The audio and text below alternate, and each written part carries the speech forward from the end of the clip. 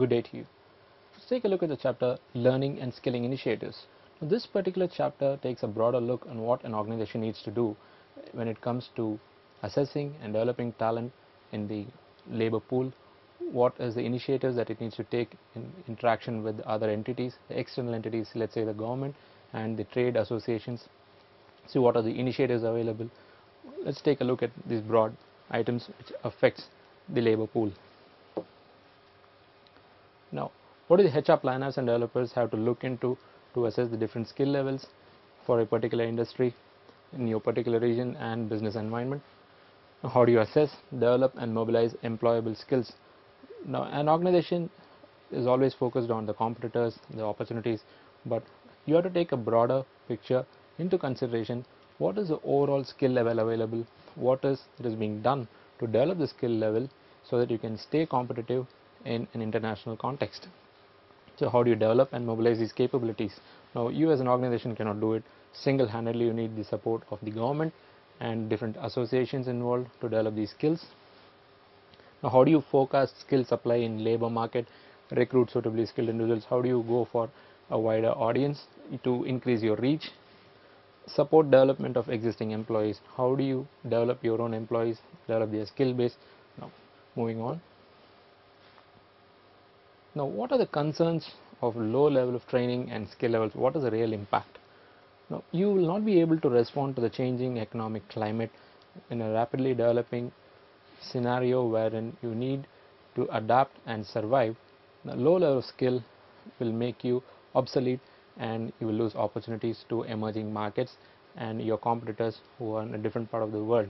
So what you become is you are phasing yourself out of the market because of low level of skills available in your particular industry and the region, and you will not be able to respond to the technological developments, which reduces your overall competitiveness.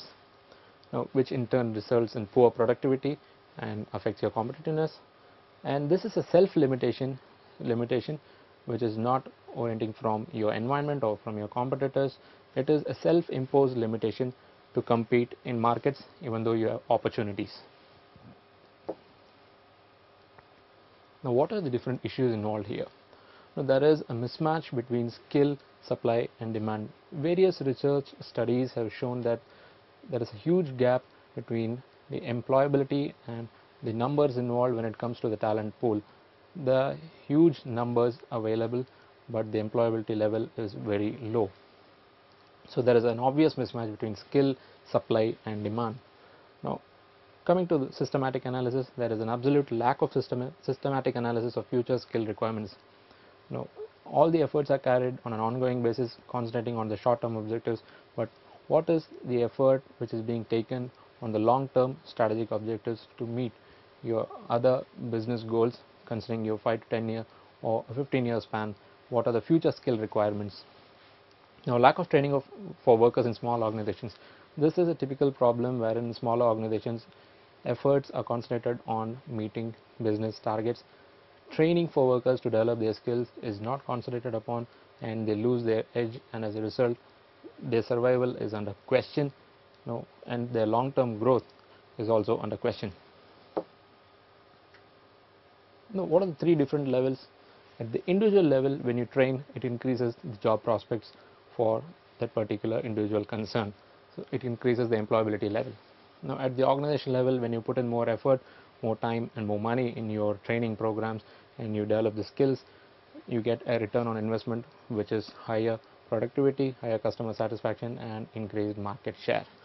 Now, at the level of the national and the economic and society, you have national competitiveness. As society as a whole, you can compete and your overall performance and development increases. This is the impact at the level of national. Say for example, when you have skill development councils, you tend to develop society as a whole in terms of skills. So what happens is there is an overall improvement. Now, what is competence-based training? Moving from the traditional approaches, now the focus is on competence-based training. It is to support the career and development aspirations of learners. It arises from the career aspirations of learners themselves. So there is motivation. To support flexible and job relevant training. This is a flexible approach and it is absolutely relevant to the job in hand. To support employers' objectives for HRD, what does the employer want and what are their objectives? It is taken into consideration in competence-based training framework. To support employees' employability objectives, ultimately it increases skill level of the employees so that their employability level goes up in the market, they can compete in the open market. So this is the idea behind competence-based frameworks and training. Now, what are the contemporary training initiatives? Now, by raising participation in training by young people, you need to focus on the young adults. As their participation grows in the industry, so you need to concentrate training efforts on young people, and by increasing demand for learning by adults, concentrate on the aging workforce. Raising the quality of education training delivery. It's not just the training programs, the number of training programs, but the quality of the training programs being important. You have to raise the quality of education and training delivery.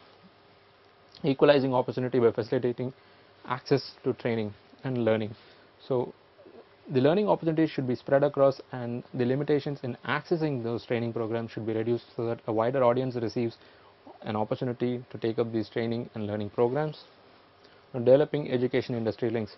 This is an avenue wherein you have the industry supporting the education purposes, like they have programs specially designed for your youngsters wherein you can develop the skill level. So developing education, the what you call the academic industry link, is a vital call in this whole exercise of a new modern approach to training initiative. Now, what is the gain here? Help employers to identify skilling needs. Now, you need to, as external, say the government or the trade associations, need to help employers to identify skilling needs to remain competitive and make recommendations based on the skills analysis. Carry out scientific and systematic research on the skill levels, what are the numbers involved, and make recommendations so that initiatives can be undertaken to remedy these defects or the gaps. Now, agree a training package with the employer. Bring up innovative training programs so that it can be taken up to different employers, employers associations, and you can strike an agreement for imparting these training programs. Recommend funding options or provide access to funding in case the employers are not able to meet the fund aspects of, say, arranging a training program. You can provide funding for them. Provide support and progress review as a training package is delivered. What is the effectiveness of the training package delivered needs to be assessed on an ongoing basis so that it can be tweaked and future training programs can be developed on these lines. In the Indian context, what are the modern apprenticeship schemes? Now, the Apprentice Act 1961 lays down the guidelines and what are the initiatives available for training of apprentices when it comes to engineering graduates and diploma holders.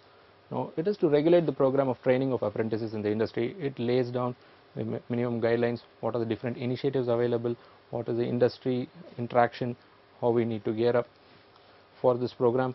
To utilize the facilities in industry to meet the requirements of skilled manpower. It takes the active help of the industry in training and developing manpower in order to return the same skilled manpower to the industry by an active participation and coordination approach. Now, for further information, you can log into this particular link to understand how does the BOAT or Board of Apprenticeship training activities are being carried on in a day-to-day context. It has been divided into different regions for administrative purposes and ease of operations. What is the National Skill Development Council? It is again a first of its kind public-private partnership in India to develop the skill level on a pan-India basis. It is to facilitate the development and upgrading of the skills of the growing Indian workforce. The Indian workforce is considered one of the largest and the most equipped to take over center stage in the world when it comes to the next 5 to 10 years. When we have our competitor China, we are going to lead in the next decade. So how do we equip this quality workforce, and what is that the government and the industry organizations are going to do? So NSDC is an effort, is a genuine, honest effort to develop and upgrade the skills of the growing workforce through skill training programs. Now, it supports skill development efforts. It analyzes, they undertake studies and bring up training programs to develop the skill levels. Now, it predominantly targets the unorganized sector in India. by funding skill training and development programs. So wherein there is a lack of fund, employers need support, NSDC funds the programs so that the skill level of employees is raised to the next level. It also engages in training programs. NSDC by itself conducts different training programs in lines with the requirements wherein there are skill shortages and gaps. These are the different initiatives available in the modern context, in the Indian context, wherein the skill levels have to be raised so that the organizations can rise up and meet and compete in the global context. Thank you.